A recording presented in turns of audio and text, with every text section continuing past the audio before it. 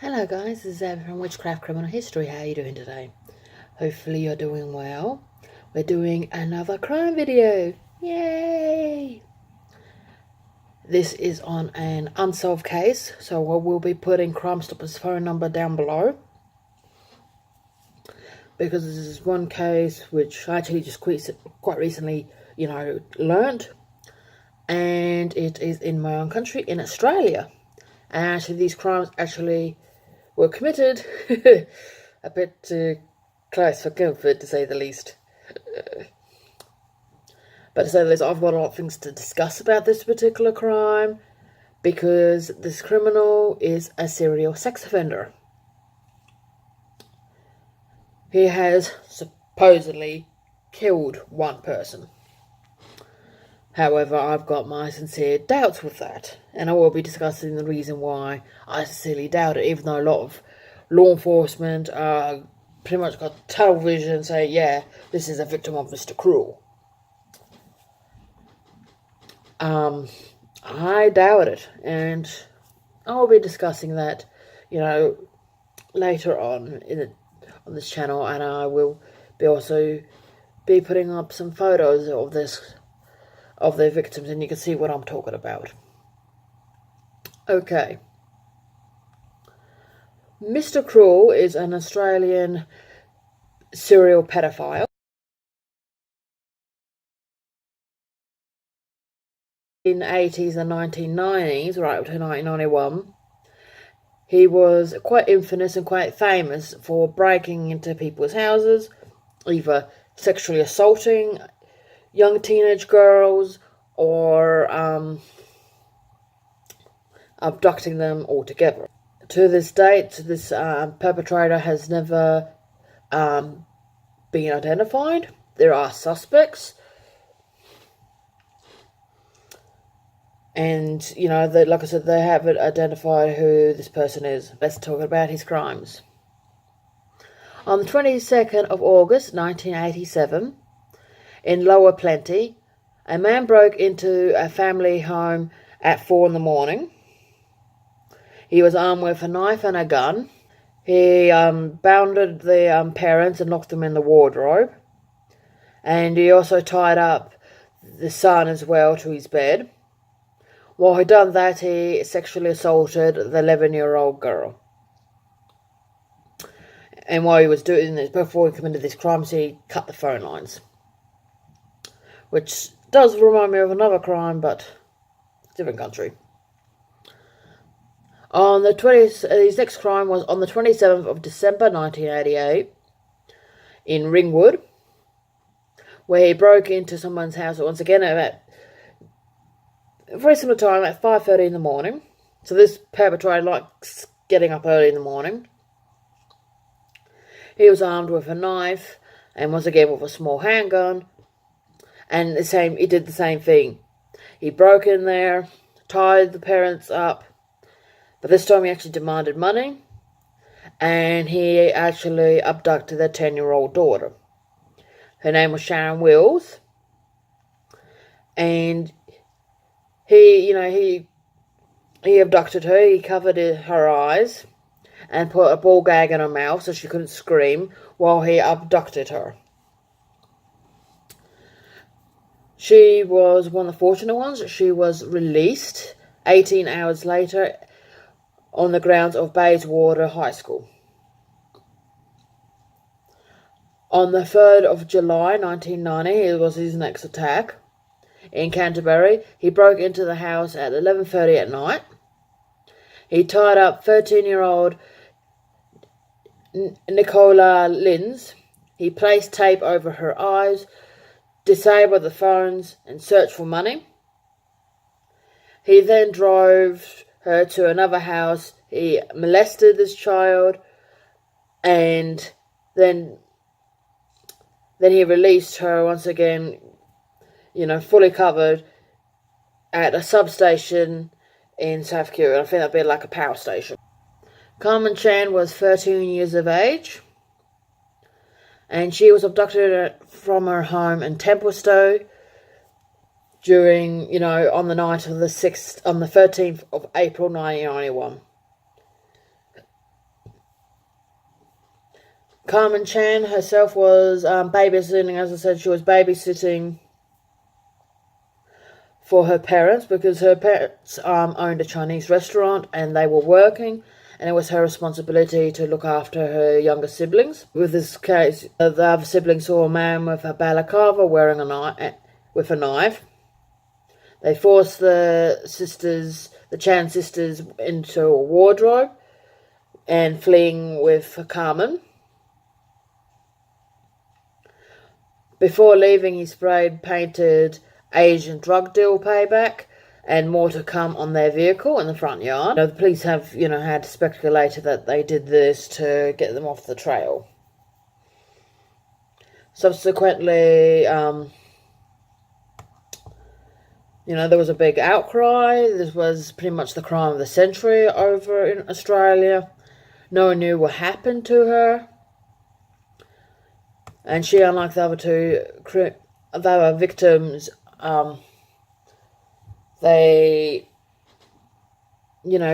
she wasn't released until on the 9th of April 1992. Her remains was found at Edgar's Creek, in the suburb of Thomastown. Her skull had 3 bullet holes in the back of the head, and she was probably there for about 12 months, so she was pretty much killed right after she was abducted. The police strongly believe that Mr. Cruel was, filming these girls while they were, bound and gagged in his home, in his bed, while he was molesting them and sexually assaulting these children. They only know this because one of their victims was able to peep through the blinds which she had covering her eyes. And she saw a camera, pointing straight at her. This case was such a big case that the FBI was even asked to intervene. So this is, a very, very big case because our version of the FBI, we do have our version. It's called Australian Federal Police, or the AFP. And they can't actually stick out like a sore thumb, the AFP. I don't know whether the FBI can't stick out like a sore thumb, but the AFP does. But anyway, the FBI came in and did an evaluation on this criminal. Currently, there's a $1 million reward for anyone who has any information to bring a suspect to justice. Alright, let's have a little bit of a talk about what I think. Alright. The things what the FBI has stated with it is that this person is an ordinary person. That this person is someone you wouldn't expect doing it. And that's pretty much one thing what they said. And he also said he was probably in his 30s with a pot belly. Alright, now what the FBI has said. I only recently watched a video on this particular case, and one thing I said the police actually agree with, and I got this on my own. And it's quite easy. Alright, my evaluations on Mr. Cruel. Alright. Mr. Cruel is very highly intelligent. He's extremely intelligent. Whoever this guy is, he is smart. They're not quite sure why, after the murder of Carmen Chan, that he just stopped. Some say that he died. Some say, that he just stopped. And I can see this now. If he's still alive, which, I agree with the police, he's probably still alive. He wouldn't have done that. He wouldn't just stop. They don't stop. Because with him, it's all about a fantasy. It's a fantasy that he must relive, that he must enact. And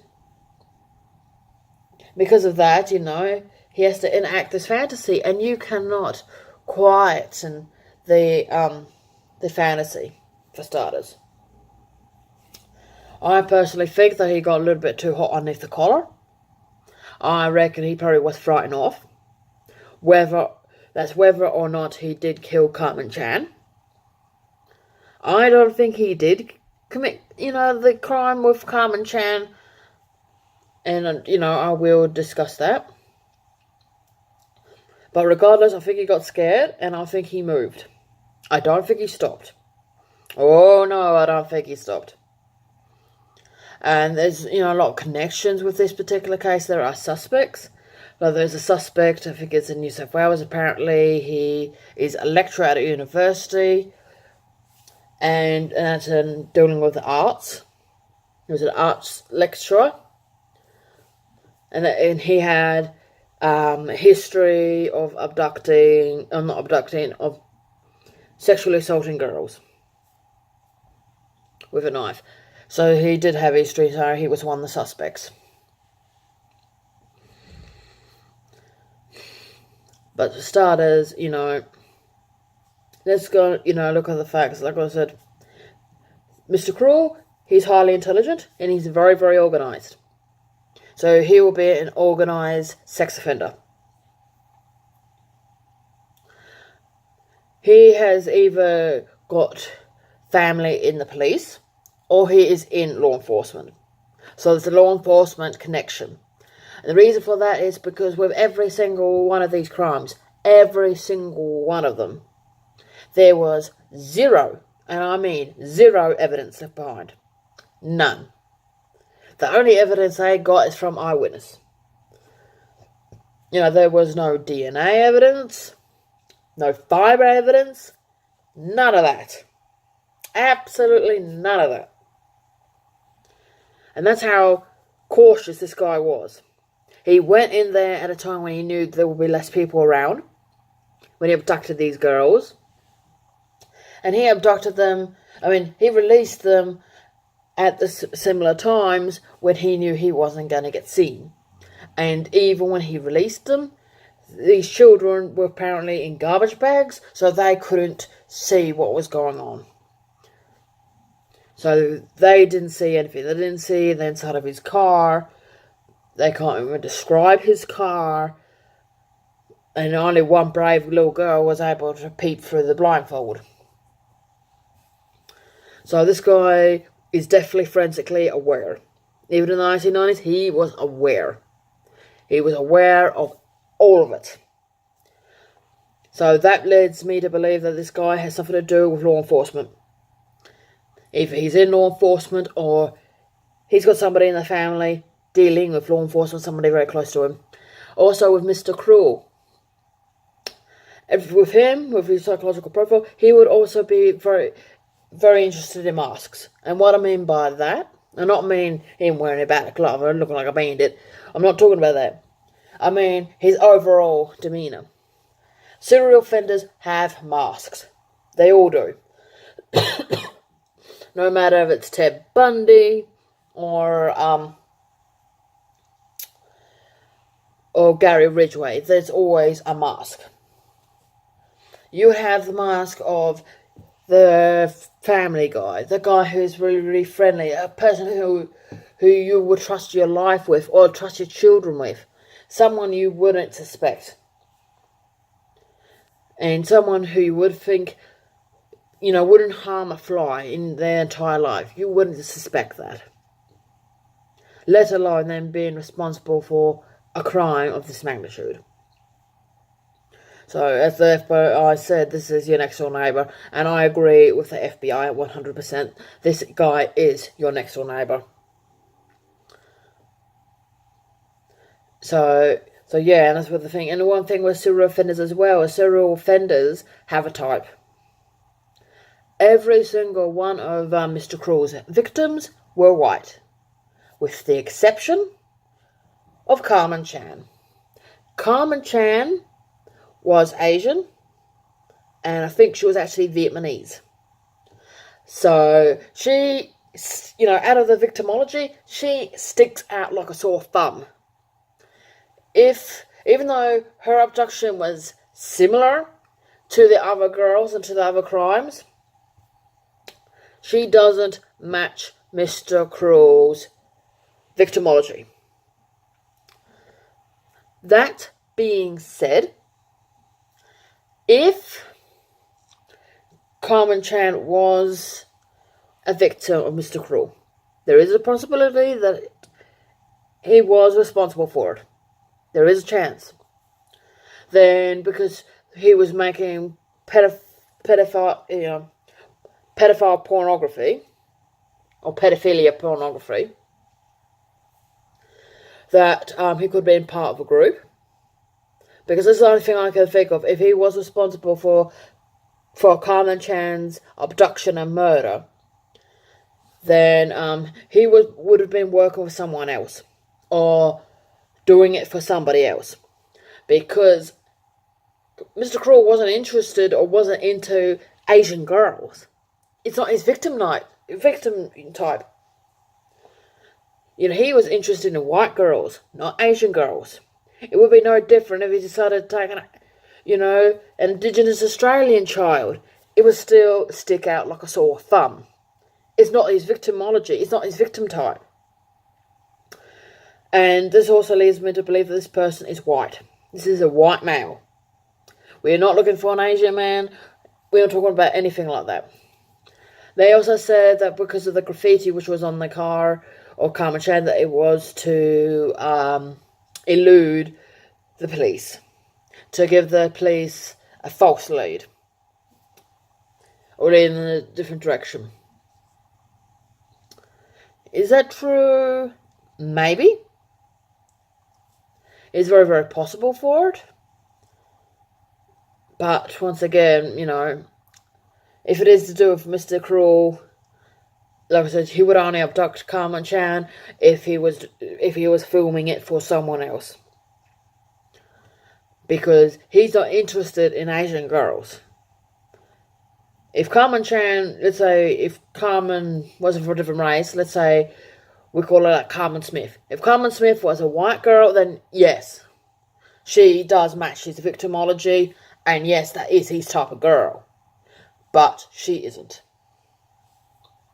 Sad, but it's true. So that's the reason why, you know, she's an outlier, what we say in psychology. She's an outlier. She doesn't match. Even though she was abducted by a knife point, but there's also that thing again. She was abducted by a knife point, as the others, he had a knife and a gun. But yes, you know, Carmen Chan was murdered by a gun. You know, she was shot. But the thing is, when they went to abduct him, he didn't have a gun on him. Why? We don't know. They said that Carmen was a very, very spirited little child when she was abducted, and she would have fought him. She would have taken her mask off. She would have probably ripped his mask off. And that could cost her life. That is a possibility because he actually threatened his previous victims that his freedom meant more to him than their lives. He cared not for their lives. He didn't care for their families. All he cared for was for his own gratification. So yes, if Mr. Cruel got to that type of situation, would he kill? Yes. I definitely would agree that he would kill. But once again, if Carmen Chan is one of his victims, then this must be a part of a pedophile ring. Because, once again, as I said, you know, time and time again before in this video, she doesn't match. She is not white. So, whoever this is, you know, if Carmen Chan is connected to this crime, and there's a possibility she is, he was doing it for someone else. Someone else was involved. I don't know who, but somebody else was involved, and whoever this person is, was interested in little Asian girls. And they said this person was actually stalking the Chans for quite some time before he abducted them. And I wouldn't put it past them that all of these girls were being stalked. I wouldn't put it past it, because with somebody with his intellect, he would make sure that everything went according to plan. He would have to know everything. about these people. I wouldn't be at all surprised if this guy actually broke into these houses while they were away, so he can get a layout, so he knows exactly where where the parents lived, where they stayed, where the children's room were. He would know all of this. I wouldn't be at all surprised that he broke in, just to, survey things, and then got back out. And because he was very, very smart, he probably, didn't leave any evidence. And he probably didn't even leave any evidence of a break-in either. I wouldn't be at all surprised, and the family probably weren't even alerted, prior to the abduction of the children. I wouldn't be at all surprised, because this guy is highly intelligent. If you ask me, he is organised. He's an organised sex offender. Alright. Another one of these suspects, where they suspected could be it, is actually with another case, but over in the US. And that case, it'd be quite interesting to see whether he was in Australia. And that case is with the Golden State murderer, or the Golden State killer. Because apparently he had a very similar MO to where these children were.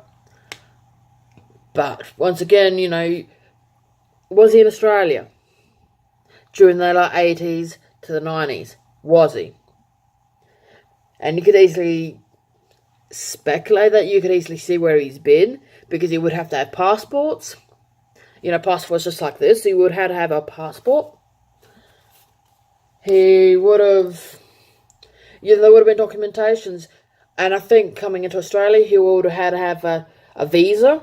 Especially for the length of time, he would have definitely had a visa. So there would have been a visa record if it was the Golden State Killer. It's not like in the 1800s, where you can just pop into one country and pop into another country without any record. It's not the way it is. So, the Golden State Killer could either be well and truly excluded or included if he was in Australia at a particular time. Alright, so this is what I really think about him. And also, I think, a tad bit of information, I also think that Mr. Cruel, he is a white male. Like, I agree with them. He's a white male. According to that, he had a bit of a pot belly. I have not read anything, any witness testimonies or anything like that with the victims. But the victims probably would have said, I felt like he had a pot belly. And that's, later things. And they unfortunately do not put that information down on the public thing. So, yeah. So if you guys got any information whatsoever about Mr. Cruel and about the case of these poor, girls,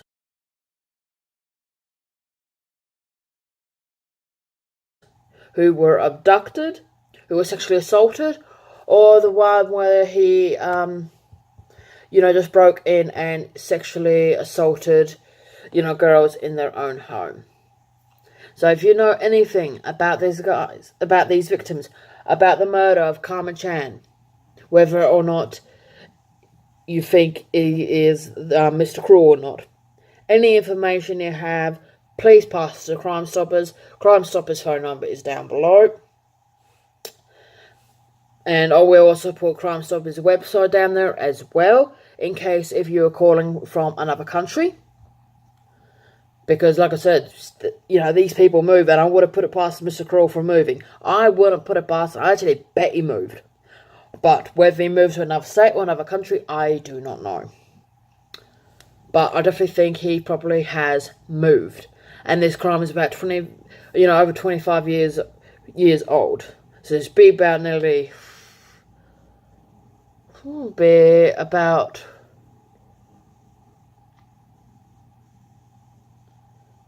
be 29 years old, so be about nearly up to 30 years old, this case. So yeah. So, like I said, if you've got any information, contact Crime Stoppers. We need to catch this guy. Help us, or help Australia, put a name to Mr. Cruel. Help protect the children. Because he wouldn't stop. He would have kept it going.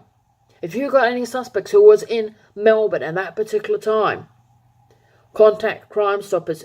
Even if you think it is not applicable, contact Crime Stoppers. Because you don't know. The bit of information you have might be a key to unlock this mystery. And to put this guy, or put this son of a bitch, excuse my language, behind bars where he belongs. Right. If you like this channel, please like and subscribe. Have a great day, and blessed be.